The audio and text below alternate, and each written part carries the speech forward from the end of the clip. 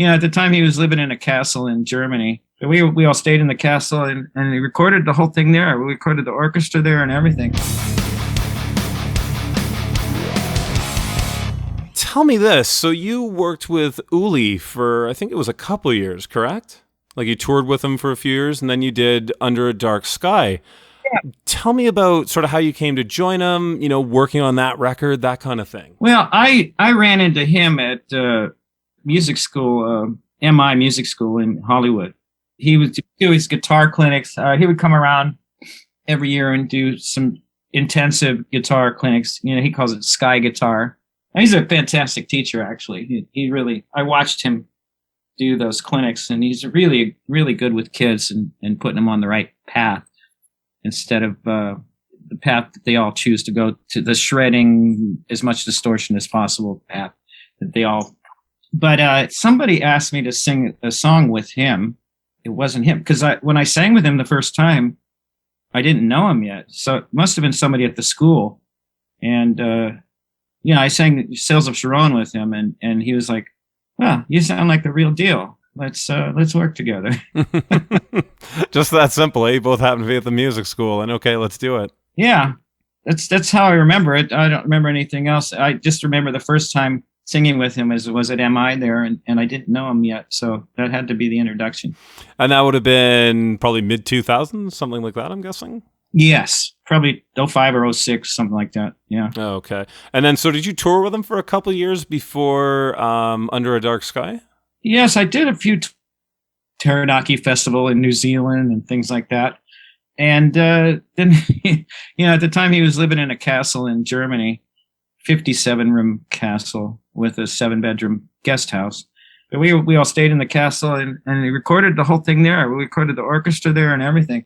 The only problem with the album, in the end, in my opinion, was he mixed it himself, and he should have trusted that to somebody else. But he just, a lot of musicians. I mean, he's one of the legends of guitar players. He's incredible virtuoso, and not only on the guitar, he can play any instrument there is. I mean, I've heard him. He's a virtuoso on violin and cello and piano and just about anything. That's unbelievable. Yeah, I'm a massive, massive Uli fan. I didn't realize I knew obviously he's insane on guitar, but I didn't realize he was that talented, which makes sense given all the composing work and other stuff he does. Yeah. I didn't know either. And he's not a show off. He doesn't tell people things. I was up on the 3rd floor of the castle and I heard a violin playing, kind of like the Young Frankenstein movie. Yeah. So where's that coming from? And so I was searching it out, and I went downstairs and I saw it was him playing, and it was incredible. He was saying, "Oh yes, I've got to keep my chops up. I've got to, Unbelievable. Did you ever meet his brother at all, Zeno? Never met him. He was talked about. He was never around when I was around, though. I think they had a strained relationship. It's I think sometimes they got along and sometimes they didn't. I don't know all the details. Yeah, fair enough.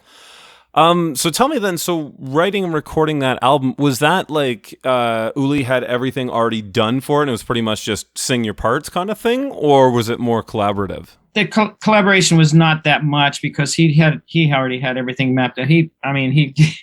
I asked him, because he said, well, he's had the melodies and the lyrics and everything. I said, well, give me the sheet music. He said, "Oh, no, you can't read music." I said, "Yes, I do. Yes, I used to do it. I used to do it. I can sight read vocal lines, no problem."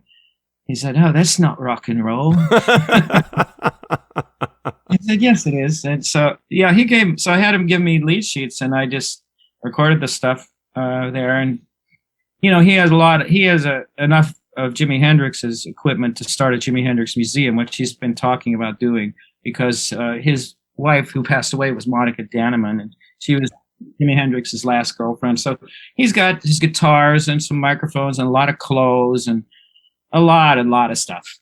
Everything that she got from Jimmy. So. Oh, that's crazy.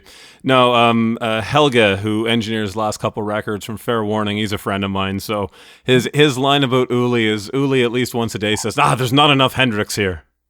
Needs to be more Hendrix." Yeah. Well, he took one of Hendrix's scarves and wrapped it around the microphone when I was singing. He said, "You need the vibe. You need the Hendrix vibe." I'm like, "Okay." I love Hendrix, no problem. Yeah, that's great. So I had heard that you guys were going to do another record. Is that true? I would love to, but I haven't heard of that. So he's been touring with a bunch of younger guys, and he's not, he's a great, fantastic guy, but he's never good at making money. He never makes money when he tours. He's always hurting for money, and so I mean, I don't know. I don't know what the deal is, but I would love to work with him. I'd love to do another album with him. I'd love to. I love the guy. He's a fantastic guy and a great musician. What an honor to work with someone like that.